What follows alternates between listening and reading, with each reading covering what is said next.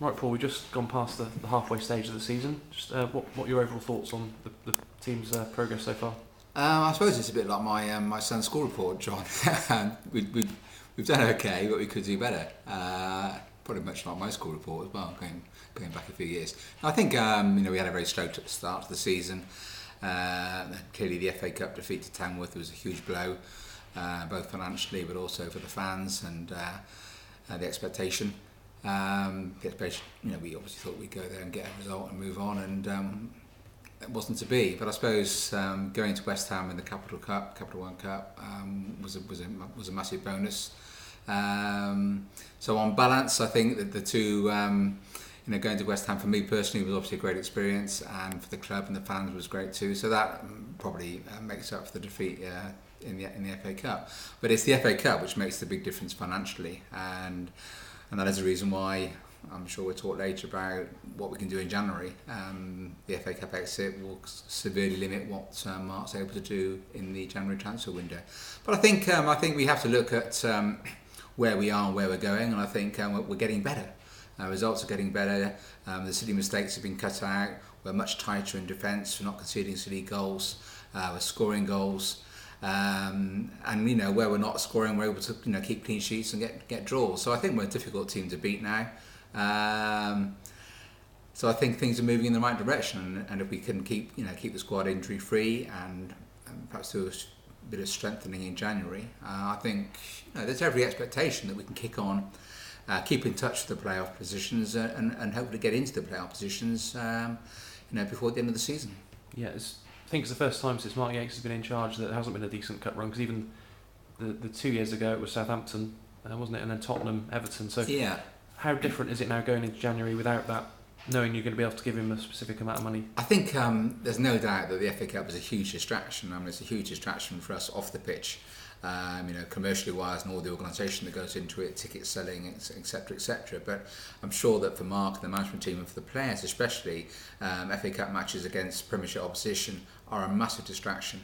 And obviously so, these players can be playing against, in some cases, their idols, going to a stadium they've only dreamt about playing at. So it's bound to be distraction. I suppose, if there is sort of some positives to come out of being knocked out of the FA Cup, is the fact we haven't got a fixture backlog, actually, which is quite an important thing. You look at Bristol Rovers now, they've got a bit of a backlog already, with games still to play.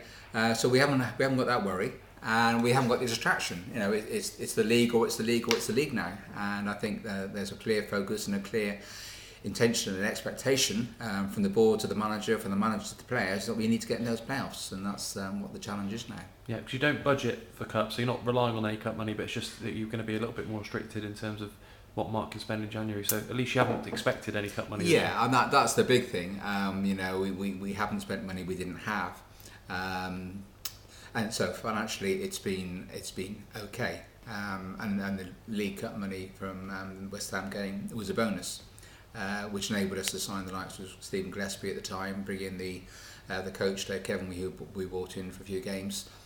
So some of that money was used to strengthen the squad at the appropriate time, but some of that money has been used to soften the blow of perhaps Gates being a little bit lower than we expected, and obviously what's happened in the FA Cup now. Yeah, I'm not sure what the forecast is for the rest of the month, but obviously we've lost one game now to the weather against Chesterfield, but is that going to be a problem in terms of cash flow, or is the club sort of stable enough for that not to make a big dent at the moment? Well, times was, John. I remember we lost the game. We lost, I think, 2 or 3 games in succession some years ago, culminating with Hartlepool at home, and Hartlepool were actually at the ground. And it was a frozen pitch. It was rolled out for a tiny area of frozen pitch along one touchline, and I rushed down to the ground to try and find the referee. He'd gone, fortunately, I think. But in those days, cash flow, as it is for most businesses and most football clubs, was crucial, and we were really up against it. But at the moment, our cash flow is very strong, so to lose the one match won't cause us any undue concern.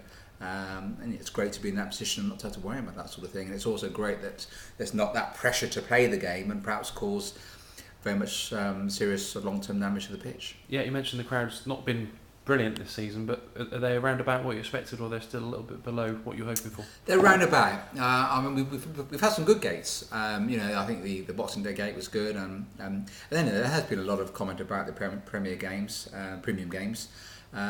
We've had about 5 of those, and I suspect there are people who are clearly unable to come to those games because money is very, very tight for them. I suspect now that there probably won't be any premium games unless we get some very exciting games, sort of playoff promotion games towards the end of the season. I'm hoping. I mean, hopefully, if we can kick on now and start winning at home, which would be a real bonus to try and get the lost fans back on a regular basis. But I'm bearing in mind where we are, how the season's gone, our inability to win at home, and we have served up some pretty dour stuff as well. Why should we expect fans just to turn up week after week and watch some pretty poor stuff? So it's up to us to entertain and score goals and play with passion and enthusiasm and commitment, and if we can do that, then I have every expectation that the fans will keep with us. Yeah, one piece of good news that came out yesterday was that David Noble is staying till the end of the season. He's been, made a big impact since he's been here from Rotherham. Yeah, really important. I don't think he's missed the game. I think he might have missed the game through suspension possibly, but he's obviously one of the names that goes on the team sheet first as far as Mark's concerned. It's very important that we sorted that one out with our old friend Steve Evans. And so we've been able to extend that deal to the end of the season, and hopefully if we get to the playoffs he'll be available for those as well. So that's a really good start actually, and that's good news because there were a lot of other clubs interested in signing him, and you can see why. But I think he's well settled here, and that's a really good piece in the jigsaw. Yeah, don't want to get too far ahead of myself, but he doesn't seem to have a future at Rotherham. He's a very popular player here. Do you think anything permanent could be done there with him? I don't know what his contractual situation is at Rotherham. Has he got another year? I think he has, yeah. If he's got another year, you can see Rotherham looking to pay him up or move him on, and I'm sure that that's the sort of player we'd be looking to sign. I mean, if you look at the players that we've got out of contract at the end of this season, there's quite a lot. We've got the likes of Scott Brown and McGlashan. But also, there's Steve Elliott and Jamie Curtis. So I think there's 5, 6, 7 players out of contract. So without question, at the end of the season, there is going to be some movement and some change. So people like David Noble are bound to feature, I'm sure, in Mark's thoughts. Yeah, I'd like to ask you about Ashley Vincent because everyone's been disappointed. Obviously, I'm sure Ashley himself would admit he hasn't made an impact yet. Hasn't really had many chances to, but it just hasn't worked out for whatever reason. So do you think there might be movement there? Do you think it makes sense? It is a difficult one, and I don't think there's anything that we don't know about. There's no big fallings out. There's no big personal issues that I'm aware of. I think that for whatever reason, whether he's lost his passion or his enthusiasm for the game, whether he doesn't fit into the formation, I really don't know. But when we signed him, Mark was very excited about the signing. The player was very keen to come. He had a great season at Port Vale, and it was a player that we'd known previously. So everything pointed in the right direction that it would be a pretty decent signing. He's on a good wage, and for whatever reason, it hasn't worked out. So I think if we've got to make room in the budget in January to bring players in, then the players you're going to be looking at are players who aren't featuring. And probably players on sort of not on the very, very low wages, but on the better wages. Obviously, the better the wage, the more you can play with. So, there's every chance that Ashley may not be part of that wheeling and dealing. It depends. It depends what we can agree with the player. It depends whether perhaps he might get a game in the meantime and be able to prove himself. Yeah, Connor Goldson and Kamar Roof have both done very well on loan. And what can you tell us the latest on their, hopefully extending their loan deals? Yeah, no, I mean, Mark has got the sign-off really from the board to sign those 2 players. I think the Shrewsbury lad, a lot will be down to whether Graham Turner wants to release the player to the end of the season or release him on a month-to-month. I know the Shrewsbury fans up there rate him very highly. Whether Graham's prepared to let him come to the end of the season, that's obviously one for him. But if he is, that's a player we'd like to sign to the end of the season. If not, it will hopefully be on a month-to-month, but that limits, I think the maximum will be 3 months. So, ideally, I'm not really one, I don't think Mark is either, for these lots of short-term loans. You know, we've tried that before, and we know where it got us. I'd rather have somebody that fits in, and this lad does, and he's played very, very well, and he's formed a good partnership with Troy Brown. But obviously, Steve Elliott will be soon, I think, match fit again. So it'll be great competition for that for those centre back berths. In terms of the West Brom lad, Ruth, very exciting player, and I'm sure that again we can extend him on a youth loan on month to month, and I think certainly Mark would like to do that, and I could see no reason why West Brom wouldn't want to encourage that. The lad's getting first team football, and it's a great chance for him to develop his skills and his physique and play competitive football. Yeah, so you said there's a little bit of pressure from you to Mark and from Mark to the players to get in the playoffs. So what are your hopes now for the second half of the season? Well, I'd be disappointed not to get in the playoffs. Genuinely disappointed. Because I think at the start of the season that was our expectation. I think we geared up for that in terms of the size of the playing budget, in terms of the quality of the signings that we made. I think really there is no excuse now, and looking at the quality of the squad, that we shouldn't push on. We played. I think we played everybody once now. I don't think anybody scared us. No one. I mean, if they kick up crazy results like Bury away, where we just didn't turn up. Essentially, we played the top teams, and I don't think we've been disgraced. And we've gone to Southend and should have won.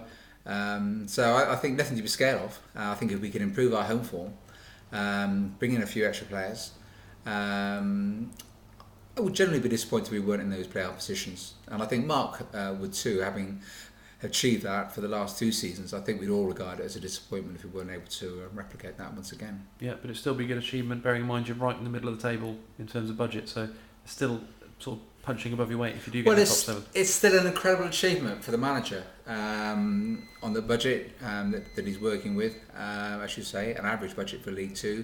If he's able to get into the playoffs for the 3rd year on the trot, that is some feather in his cap, to be honest, and he deserves huge credit, and Neil, and all the people that work with him. Ian Weston does a fantastic job. So we have got a great coaching team down there, management team down there. So it won't be for lack of trying. Mark is very, very focused. He knows what he wants, and he wants to get in those playoffs, and so do we. And if we can, that's why if we can help him, we will. But we won't help him by throwing money at it. The other thing that I want to try, we as a board want to try and do this season, is have a financial result which doesn't jeopardise the future of the club and doesn't hamper us going into next season. Yeah, just finally, Paul, you're asked about it at the web chat about the money, the investment that was given that you've gradually been using, and you've not had to use it as quickly as you might have done because of the cup runs in the past. Yeah. So, are you still giving slightly bigger budget than the crowds allow because you've got a bit of that money? Yeah. And so will that eventually have to come down? Yeah. Within the next few years. Yeah, I think, as I said at the fans forum, we budgeted to draw some of that down this season. We will be using it this season, whereas the previous 2 seasons we drew it down and then put it back because we didn't need it. So yeah, this will be the first full season really where we've taken virtually a third of that money. So it's there, and it's been great. It's meant that the cash flow issue we talked about earlier hasn't been an issue.